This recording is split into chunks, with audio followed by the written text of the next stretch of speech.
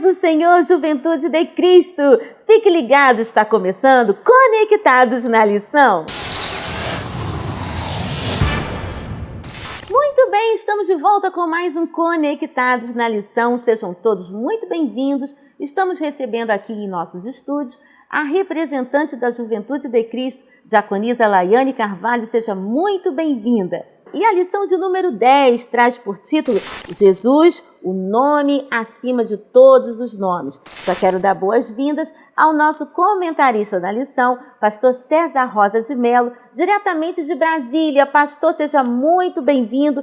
E a nossa pergunta para o senhor é a seguinte: quais as implicações do termo Salvador do mundo? Pastor, seja bem-vindo. A paz do Senhor, nação Madureira, a paz do Senhor, Tianinha.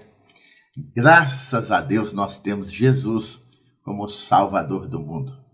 Queridos, esse termo, Salvador do mundo, o próprio anjo, quando vem anunciar a Maria, ele vai dizer que o seu nome será Jesus, porque livrará o seu povo dos seus pecados. Quando nós olhamos a história de uma maneira macro, nós perceberemos que a humanidade estava sobre os domínios do pecado e, consequentemente, fadada ao fracasso e à morte. E quando Jesus ele veio para fazer essa obra de restauração da humanidade, Jesus veio para ser o Salvador do mundo. Isso é interessante porque quando fala mundo, fala de cosmo, fala de toda a extensão habitável.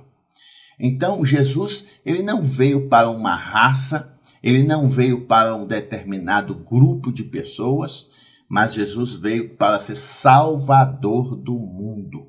Essa expressão, querido, é que nos enche de alegria. E sabemos que Jesus é o único Salvador da humanidade. Por quê? Porque ele é o único caminho que liga o homem a Deus. Ele mesmo vai bater e dizer: eu sou o caminho, a verdade e a vida, e ninguém vem ao Pai a não ser por mim. Paulo vai dizer que não existe outro mediador entre Deus e os homens.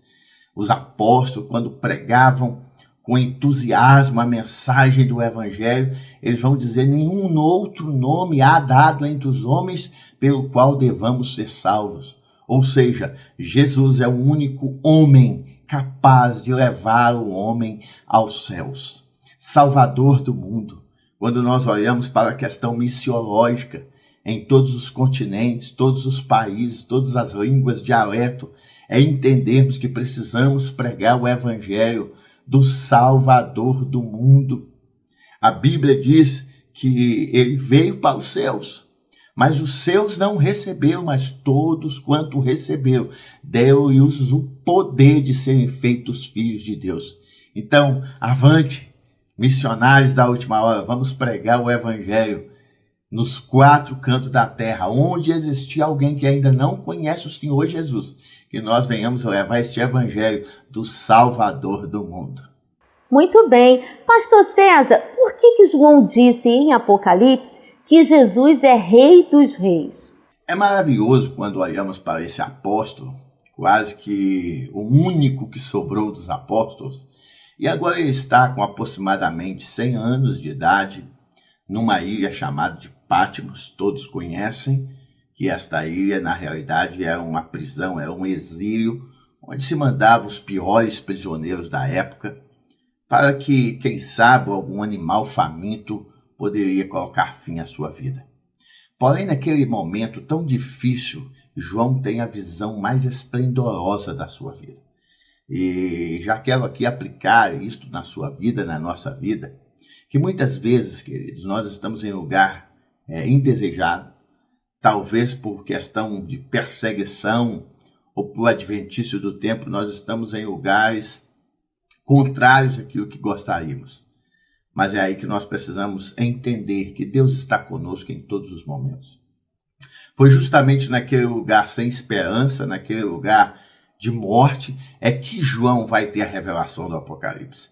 E quando João, lá no finalzinho, no capítulo 19, fala que ele é o Rei dos Reis, queridos, é porque Jesus é maior do que todos os reinos dessa terra.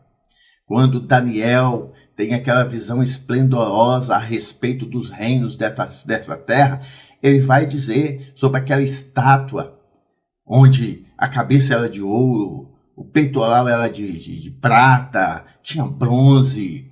Tudo aquilo são reinos que passaram nessa terra. Mas o próprio Daniel, ainda numa época bem remota, vai dizer que um dia levantaria um reino que jamais teria fim. Que reino é esse? O reino do nosso Senhor e Salvador Jesus Cristo. Por isso ele é o Rei dos Reis. Ele está acima de qualquer domínio terreno. É por isso que a frase vai dizer: Pilatos está no trono, mas o poder está nas mãos de Deus. É tão interessante isso, querido, porque muitas vezes nós achamos que pelo caminhar da vida, da história, da sociedade, Deus perdeu o controle da história, querido. Deus nunca perdeu, Deus nunca teve plano B, Deus é poderoso, Ele está sentado no trono, Ele é o Rei dos Reis e Senhor dos Senhores. O próprio Pilatos vai dizer: você não sabe que eu tenho poder para te mandar soltar? E Jesus vai responder: nenhum poder te é dado se do céu não vier. O apóstolo Paulo, entendendo esta verdade, ele vai dizer: toda autoridade é constituída por Deus. Portanto, toda autoridade está debaixo do poder de Deus. Querido, isso é maravilhoso. Nosso Deus é o Rei dos Reis e Senhor dos Senhores. Seja qual for o problema da sua vida, seja qual for a dificuldade que você está enfrentando, o nosso Deus é o Rei dos Reis. E isto nos basta. E lembrando que a Editora Betel disponibiliza para você, jovem, o PIL, Plano de Incentivo à Leitura, um subsídio que certamente vai agregar os estudos da Palavra de Deus aí na sua casa. E nós estamos aqui com a representante da Juventude de Cristo, estou falando dela, Diaconisa Laiane Carvalho, seja muito bem-vinda. Lai, o que o subsídio do PIL traz para a gente essa semana? A paz do Senhor, Tianinha, a paz do Senhor, Pastor César, a paz do Senhor, Juventude de Cristo. Estamos em mais um Conectados na Lição. E o PIL de hoje, o Programa de Incentivo à Leitura, traz por tema o poder da oração no nome de Jesus. Gente, quando nós clamamos o nome de Jesus, há muito poder e é algo muito sério. A Bíblia vai mostrar para a gente diversas orações a qual nós podemos ter acesso ao nosso Pai. Jesus vai nos ensinar na oração do Pai Nosso como orar e pedirmos em seu nome para que o Senhor possa concretizar a nossa petição. O nome de Jesus dá-nos acesso ao Pai para que possamos receber as nossas bênçãos. É estarmos alinhados e debaixo do seu propósito, nos colocando segundo o seu querer, para que ele cumpra a sua vontade em nossas vidas. No nome de Jesus há muito poder e você pode orar no nome de Jesus. Olha só, se você quiser saber um pouco mais sobre esse tema, acesse o nosso site da Editora Betel, www.editorabetel.com.br. Eu tenho certeza que muito vai agregar e abençoar a sua vida. Então acesse já. E Pastor César, a juventude quer saber por que Jesus recebeu um nome acima de todos os nomes. A paz do Senhor, Diaconisa Laiane, é muito bom estar aqui com você mais uma vez.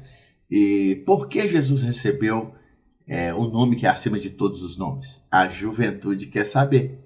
Pois bem, o contexto que isso está inserido vai mostrar primeiro o que Jesus fez para adquirir esse título. Primeiro, a Bíblia vai dizer que ele esvaziou, ou seja, ele não teve por usurpação ser igual a Deus. Antes, humilhou a si mesmo até a morte de cruz. Então vejam bem, queridos, sintetizando, Jesus se humilhou. Naquele exato momento, Jesus ele abre mão de usar os seus atributos por sua livre e espontânea vontade para submeter a sua vida à vontade do Pai. Até mesmo a maneira que ele morreu, morte de cruz. O apóstolo Paulo faz questão de citar, não é qualquer morte, é a morte de cruz. Por quê? Porque a morte de cruz, que ela é a pior morte. Tanto é que no Antigo Testamento vai dizer: maldito aquele que for pendurado no madeiro. E Jesus é como se fosse o filho maldito. Ou seja, na cruz do Calvário, ele levou todas as nossas maldições. Aproveitando esse versículo, eu quero dizer, tem muita gente aí que fica falando de maldição hereditária, daquilo que aconteceu há 10 anos com o ancestral da sua família. Querido, a cruz do Calvário, o sangue do nosso Senhor Jesus Cristo é muito maior do que qualquer coisa que tenha sido feito no passado. A Bíblia diz que nova criatura é e as coisas velhas se passaram, se tornaram sem efeito. Então, que eu e você venhamos entender que a maior maldição que estava sobre a nossa vida era a maldição do pecado, da morte, e Jesus nos livrou dela. Então, prosseguindo aqui, quando Paulo ele fala de toda essa humilhação de Jesus, ele fala que assim como Jesus se humilhou em morte de cruz, assim como Jesus se despiu de usar os atributos conforme a sua livre vontade, Deus o exaltou, dando o nome acima de todos os nomes. Aqui fica uma grande lição para nós, queridos. Jesus alcançou esse título porque Jesus se humilhou. Que nós, como discípulos do Senhor Jesus, venhamos aprender com o nosso Mestre a nos humilhar debaixo das potentes mãos de Deus. Que nós venhamos seguir o exemplo dele. O escritor de Provérbios vai dizer que diante da humildade vai a honra. Quer ser exaltado? Aprenda a se humilhar. O nosso Deus, ele abate o soberbo, mas exalta os humilhados. Então vamos aprender com o nosso mestre. Ele recebeu o título de nome maior do que todos os nomes. E mais, queridos, diante dele vai se dobrar todo o joelho dos que estão em cima no céu, embaixo na terra. Diante dele vai se dobrar o joelho até mesmo dos que estão no inferno. E toda a língua vai confessar que ele é o Senhor, para a glória de Deus Pai. Deus abençoe. Uau, conectou? Lembrando que a editora Betel disponibiliza para você, Juventude de Cristo, o livro Subsídio do Trimestre, com a temática Quem é Jesus?, escrito por nosso comentarista da lição, pastor César Rosa de Melo. Adquira já o seu exemplar em nossa loja virtual, editorabetel.com.br, ou em um desses telefones que estão aparecendo em sua tela. Bem, nós vamos ficando por aqui, mas semana que vem, se Deus quiser, estaremos de volta com mais um Conectados na Lição. A paz do Senhor!